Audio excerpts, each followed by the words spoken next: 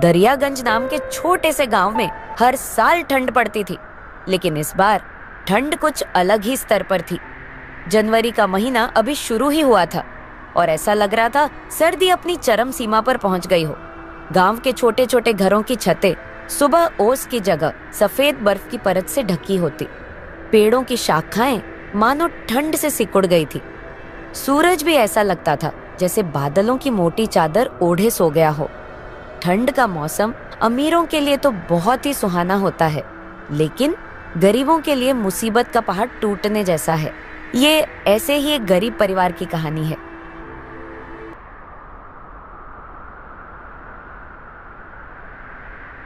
किशन के परिवार पर ठंड का मौसम कहर बनकर टूटता है। हे ऊपर वाले, ये इतनी ठंड कैसे पड़ा रहे हो? इतनी ठंड में तो घर से निकलना भी मुश्किल हो गया है। लगता है इस बार ठंड कुछ ज्यादा ही बढ़ गई है। सच में ऐसी ठंड तो पहले कभी नहीं देखी। बाहर जाने का तो मन ही नहीं करता। ठंडी हवा बदन को चीरती हुई निकलती है। हाँ सरला, और देखो सूरज भी जैसे मानो लुका छुपी खेल रहा है। दिन भर कोहरा छाया रहता है। लगता है कि ठंड और बढ़ती चली जाएगी। सच में इस बार ठंड ने तो सबकी हालत खराब कर दी है। तुम बाहर कैसे जाओगे? तुम्हें तो सुबह सुबह उठकर सेठ धनीराम की दुकान पर जाना पड़ता है। हम तो फिर भी घर में रहते हैं और चूल्हे के पास बैठकर कुछ गर्माहट ले लेते हैं। क्या करें सरला, काम तो करना ही पड़ेगा। सेठ जी को तो कोई फर्क नहीं पड़ता कि कितनी ठंड है, उन्हें तो बस काम समय पर चाहिए। अच्छा सरला, तो अब मैं चलता हूँ, नहीं तो मालिक फिर से गुस्सा करेंगे। किशन एक चाय की दुकान पर चाय बनाने का काम करता था, जहां उसे बहुत कम पैसे मिलते हैं और उसके परिवार का गुजारा बस किसी तरह से चल रहा था। दरियागंज गांव में हर साल सर्दी का मौसम आता था, लेकिन इस बार ठंड कुछ ज्यादा ही भयानक थी। आमतौर पर गांव के लोग सर्दी को हंसी खुशी सहन कर लिया करते थे, लेकिन इस बार मौसम में सभी को मुश्किल में डाल दिया। ठंडी हवाओं के साथ साथ आसमान में घने बादल छाए रहते, जिससे दिन भर ढूंढ का माहौल बना रहता था। गांव का चौपाल, जहां आम दिनों में लोग बैठकर बातें किया करते थे, अब सूना पड़ा था। ठंड ने हर किसी को घर में कैद कर दिया था।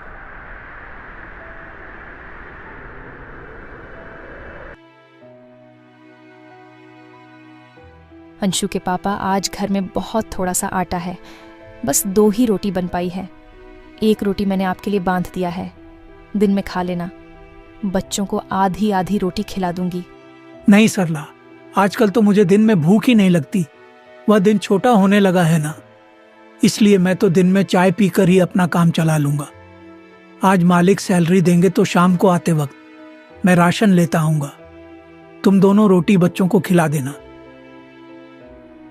सरला को पता था कि सिर्फ 1 कप चाय पीने से पेट नहीं भरता, लेकिन वो हालातों के आगे मजबूर थी। किशन घर से बाहर जाने के लिए निकलता है, लेकिन बाहर बहुत ठंड पड़ रही थी। आसमान से बर्फ के बड़े बड़े टुकड़े गिर रहे थे। किशन के पास एक भी गर्म कपड़ा नहीं था। धोती कुर्ते में किशन ठंड के मारे कप कपाने लगा। हे भगवान, बाहर तो बहुत ठंड है।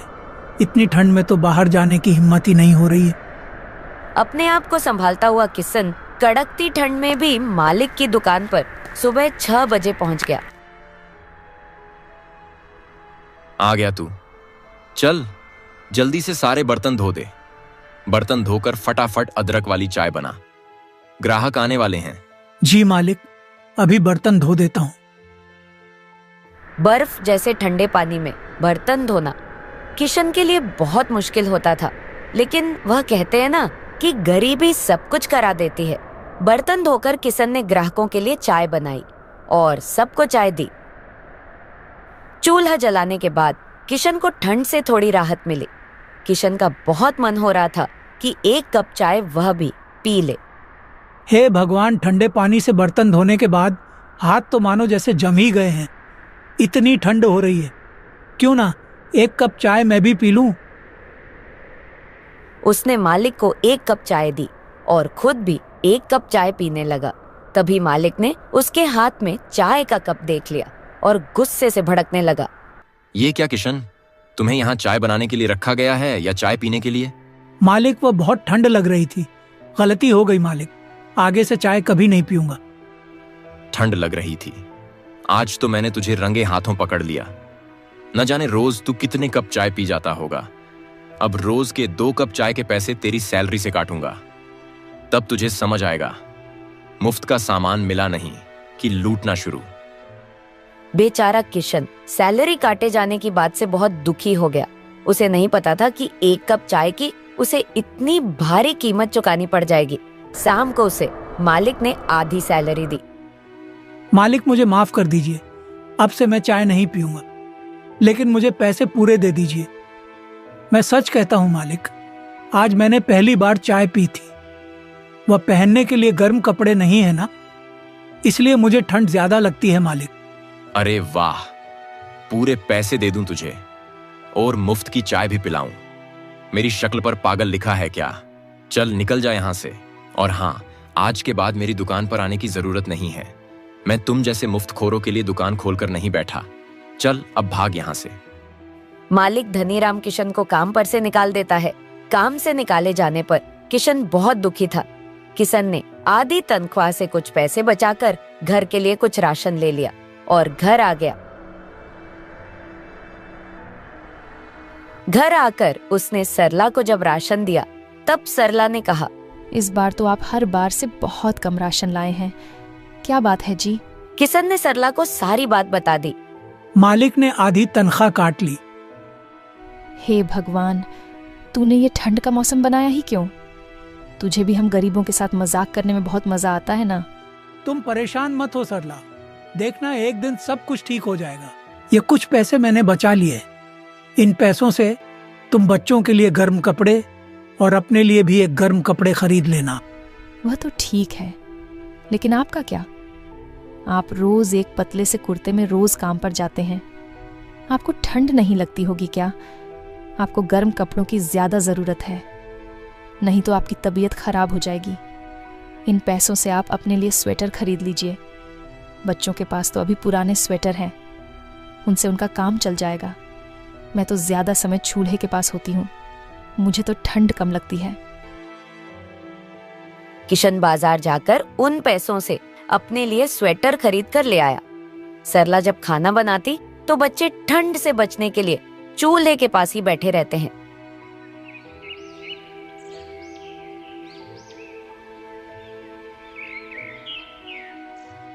मैं बाहर जा रहा हूँ, देखता हूँ अगर कोई काम मिल जाए तो।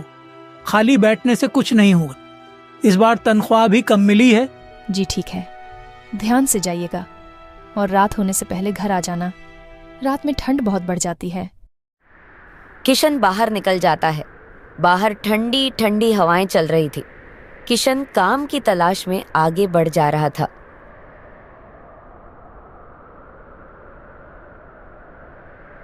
भैया, आपके पास अगर मेरे लायक कुछ काम हो तो दे दीजिए, मैं कोई भी काम कर लूंगा। ठंड में तो वैसे भी मेरा काम बिल्कुल ठप पड़ गया है। मेरा खुद का खर्चा नहीं निकल पाता, उसमें मैं तुम्हें कहां से सैलरी दूंगा? भाई, मेरे पास तो तुम्हारे लिए कोई काम नहीं है। किशन काफी जगह काम ढूंढता है, मगर उसे कहीं काम नहीं मिलता। हे भगवान, अगर काम नहीं मिला तो गुजारा कैसे होगा? ज्यादा पैसे भी नहीं बचे हैं और राशन भी इतना ही बचा है कि 10 दिन का मुश्किल से गुजारा हो पाएगा। किशन ये सब सोच ही रहा था कि तभी वहां पर एक बूढ़ी अम्मा आती है। बेटा, क्या तुम मेरी मदद कर सकते हो? मेरा घर यहाँ से कुछ ही दूरी पर है। ठंड भी बहुत है ना, और मैं भी बहुत थक गई हूँ। ये कुछ मेरा सामान है, इसको मेरे घर तक पहुँचा दो बेटा, तुम्हारा बड़ा एहसान होगा। ठीक है माता जी, चलिए मैं अभी आपका सामान आपके घर तक पहुँचा देता हूँ। किशन सामान उठाता है और अम्मा के साथ चल पड़ता है।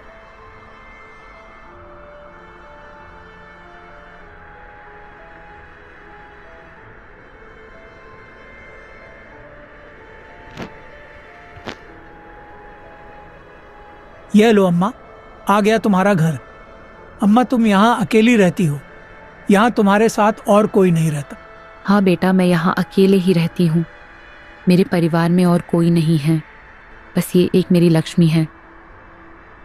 ठंड बढ़ गई है ना, इसलिए जंगल से कुछ लकड़ियां लेने गई थी। आते आते देर हो गई। वो तो शुक्र है भगवान का जो वहां तुम मुझे मिल गए।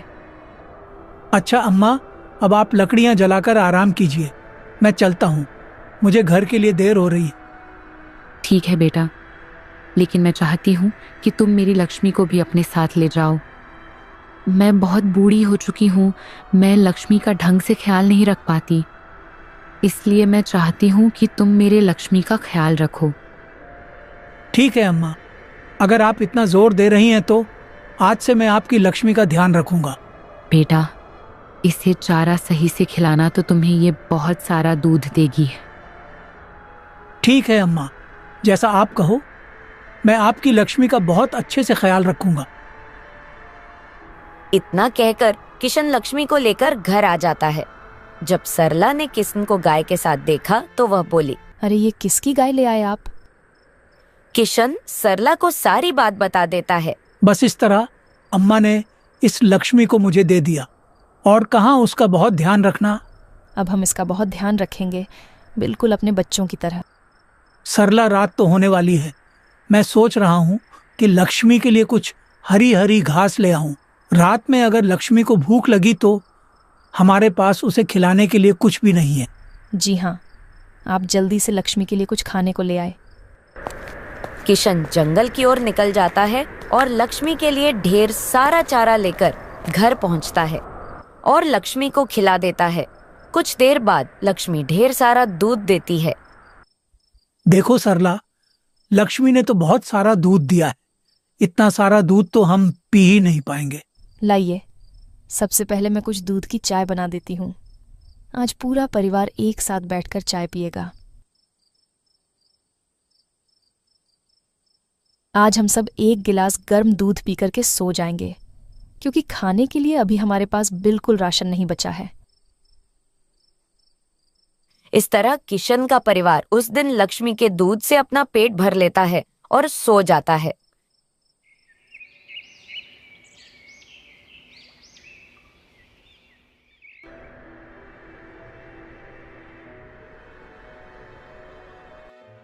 जी, मैं सोच रही हूँ, हमारे पास काफी सारा दूध हो गया है, तो क्यों ना आप दूध से चाय का काम खोल लें। अभी ठंड का मौसम है तो आपकी चाय काफी अच्छी बिकेगी। तुम ठीक कह रही हो, मुझे चाय का स्टॉल लगा लेना चाहिए, लेकिन अभी तो हमारे पास स्टॉल लगाने के लिए भी पैसे नहीं है। एक स्टॉल लगाने में बहुत सारा सामान लगेगा और सामान को खरीदने के लिए तो पैसों की जरूरत होगी। जी, आप एक काम कीजिए, लाला राम से कुछ पैसे उधार ले लीजिए। जैसे ही हमारा काम चलने लगेगा, हम उनके सारे पैसे वापस कर देंगे। ये विचार तो तुम्हारा बिल्कुल सही है लक्ष्मी, मैं आज ही जाकर लाला राम से कुछ उधार की बात करता हूँ। सेठ जी, मुझे कुछ पैसे उधार चाहिए थे, वह मैंने ठंड में चाय का काम खोलने का सोचा है, बस उसी के लिए कुछ पैसे चाहिए थे। जैसे ही मेरा काम चलने लगेगा मैं आपके पैसे वापस कर दूंगा। ठीक है किशन, तुम बहुत नेक दिल इंसान हो, इसलिए मैं तुम्हें बिना कुछ गिरवी रखे उधार पर पैसे दे रहा हूं, पर मेरे पैसे समय पर चुका देना। जी सेठ जी, मैं आपके सारे पैसे बिल्कुल समय पर चुका दूंगा, आप मुझ पर विश्वास रखिए, मैं आपका विश्वास नहीं तोड़ूंगा। लाला राम किशन को पैसे दे देता है। पैसे लेकर किशन एक चाय के स्टॉल खोल लेता है। लक्ष्मी के दूध से चाय बहुत ही स्वादिष्ट बनी थी। चाय बनाते ही उसकी खुशबू आसपास में फैलने लगी, जिससे लोग उसकी दुकान पर पास आकर उसकी चाय का लुत्फ उठाने लगे। अरे वाह भैया, तुम चाय तो बड़ी ही कड़क बनाते हो। सच में भाई, मजा आ गया इसे पीकर। अब तो मैं चाय पीने रोज तेरे ही पास आऊंगा। तूने तो भाई मेरा दिल जीत लिया। इस तरह उसका चाय का व्यापार काफी अच्छा चलने लगा था। लेकिन उसी से कुछ दूरी पर से धनीराम का भी चाय की दुकान थी। धनीराम को जैसे ही पता चलता है कि किशन ने भी अपना चाय का स्टॉल खोल लिया है, वह मन ही मन किशन से जलने लगा। अब किशन की चाय की बिक्री काफी अच्छी होने लगी। किशन की चाय में इतना स्वाद होता था कि अब धनीराम के ग्राहक भी किशन के स्टॉल पर आकर चाय का मजा उठाते थे, जिससे धनीराम की कमाई कम होने लगी।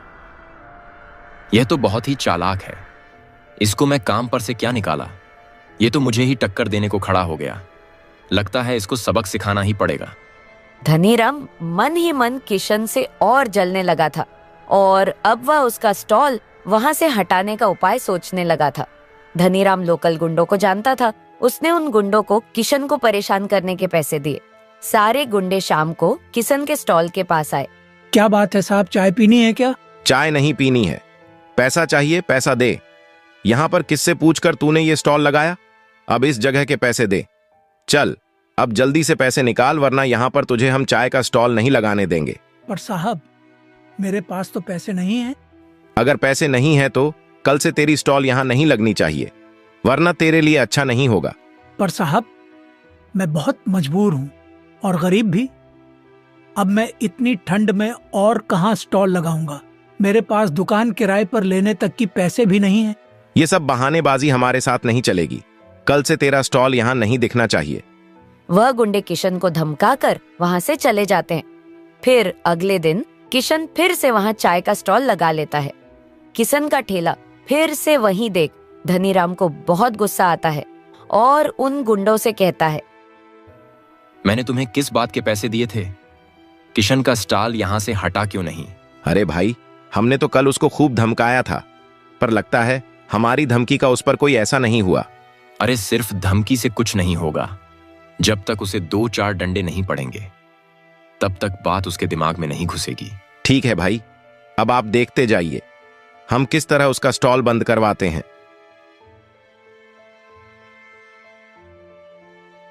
हे प्रभु, रक्षा करना।